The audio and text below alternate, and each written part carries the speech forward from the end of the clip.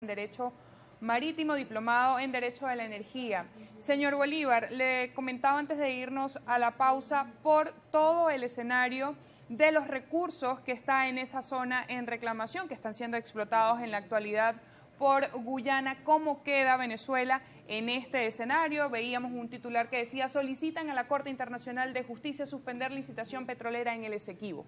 Sí, bueno, como siempre lo he sostenido, el quid de este asunto, todo el trasfondo geopolítico que está allí subyacente es el petróleo. Estamos hablando de una de las mayores reservas y uno de los mayores desarrollos energéticos del mundo actualmente, y donde hay una cantidad de países que están desarrollando, que están formando parte de los proyectos.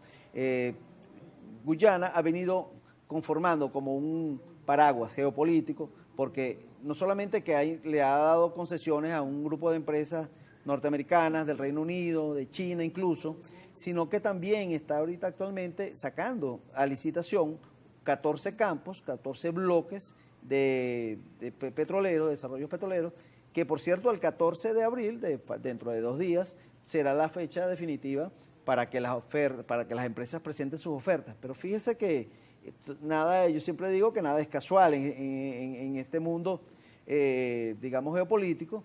Todo ocurre por algo. Todo ocurre por algo, porque justamente la sentencia de la Corte, donde está decidiendo lo que introdujo Venezuela, fue hecha el 6 de abril. Y la fecha tope para presentar las ofertas en esta gran licitación que se está haciendo de campos petroleros en Guyana es el 14 de abril. De manera que ya, digamos que queda, digamos, con tranquilidad, se le despoja un obstáculo, porque muchas empresas estarían expectantes de que si la decisión venezolana era declarada con lugar, prácticamente terminaba el juicio. Era una excepción que tenía por objeto terminar el juicio y pasar a los siguientes mecanismos que están establecidos en el artículo 33 de la Carta de las Naciones Unidas, como mecanismo para la solución de la controversia. De manera que, pero ¿cómo quedarían todos esos proyectos petroleros tan grandes que se están ejecutando si volviéramos a otro mecanismo que no fuera el que se está actuando en este momento? De manera que era difícil para la Corte tomar esa decisión, porque todo lo que está en juego es un gran componente, digamos.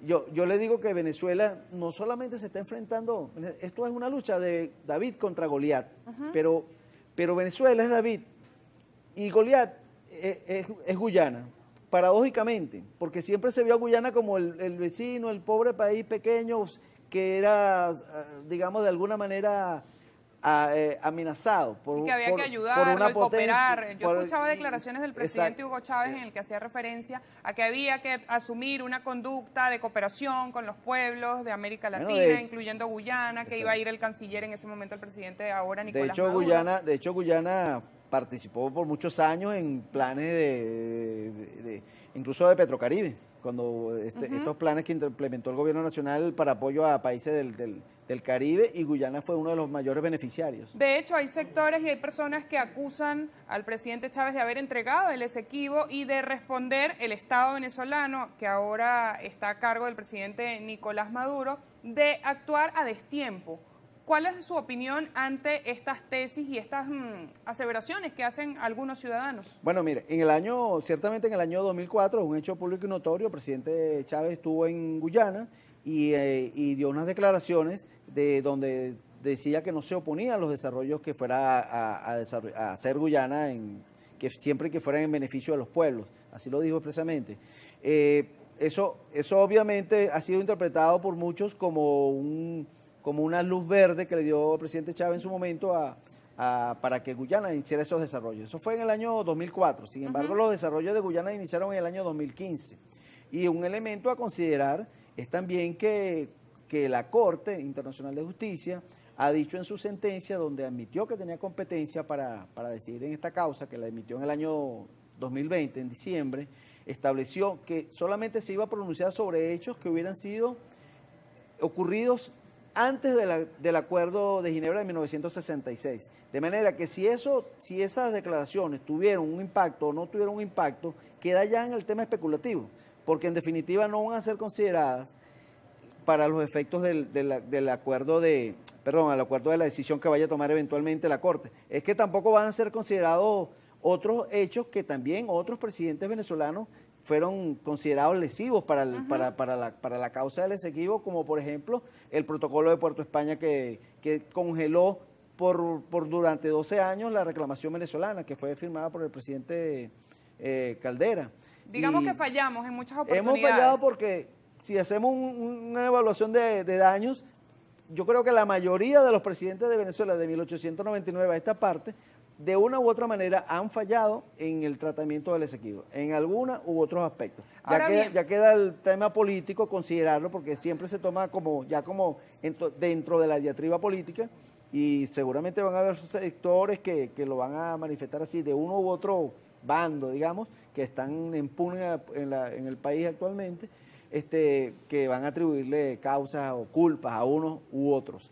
En todo caso, yo creo que ahora lo que se impone es la unión del país y afrontar este hecho que se nos avecina, que es la contestación de la demanda, que debe ser aproximadamente dentro de un año. No lo ha fijado todavía la Corte Internacional de Justicia, pero sin embargo va a ser la primera oportunidad, Francis, que el país, primera oportunidad en toda su historia de la reclamación del Esequibo, que va a tener la oportunidad de acudir ante una instancia internacional a demostrar su verdad, a llevar sus verdaderos soportes de punto de vista jurídico y histórico. ¿Con qué elementos debería contar Venezuela en ese momento, dentro de un año, para presentar ante la Corte Internacional de Justicia? Bueno, mire, hay muchos elementos, pero básicamente pudiéramos decir que la delimitación entre Guyana y lo que es el territorio de Guyana y Venezuela se hizo primero en el Tratado de Münster, 1648, entre España y el Reino de los Países Bajos, donde se delimitó que era el río Esequibo, la frontera entre ambos países. El Reino de los Países Bajos posteriormente le cedió esa posesión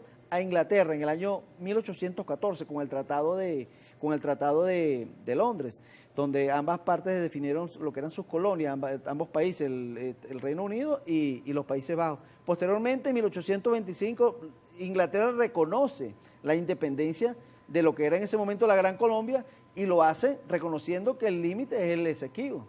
En el año 1850 se hizo un tratado de no agresión entre ambos países, donde ambas partes reconocían la posesión de cada cual, y en ese límite sigue siendo el Esequibo. Lo que pasa es que las ansias, digamos,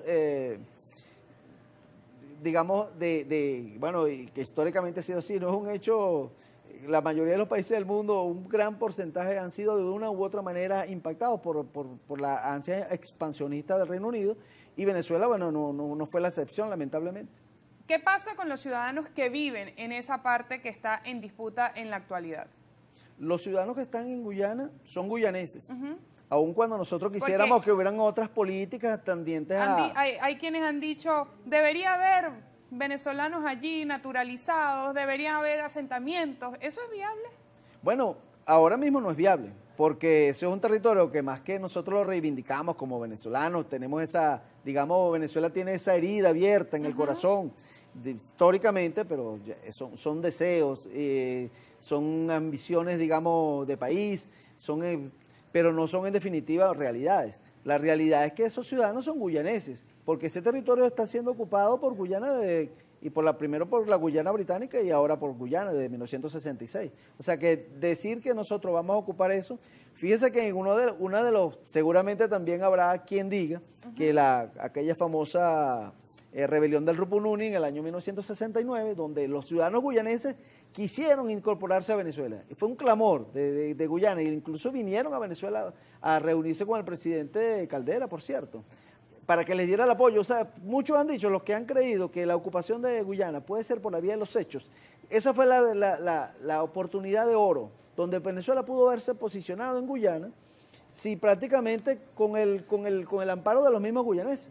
Sin embargo, Venezuela no dio ese paso en ese momento, una situación de hecho. Ahora, ¿qué hubiera podido pasar? Si lo hubieran hecho o no lo hubieran hecho, ya caemos en el terreno de la especulación. Claro, no lo podemos saber. Pero no lo podemos saber, exactamente. Gracias, señor Rubén Bolívar, por haber compartido con nosotros todo el análisis. Hemos leído sus comentarios a través de la red social Twitter. Darwin Escalona, buenos días. El gobierno defiende su revolución y continuidad. Más abajo, Roque Juan Peñalver, el acuerdo de Ginebra fue el peor error diplomático de Venezuela.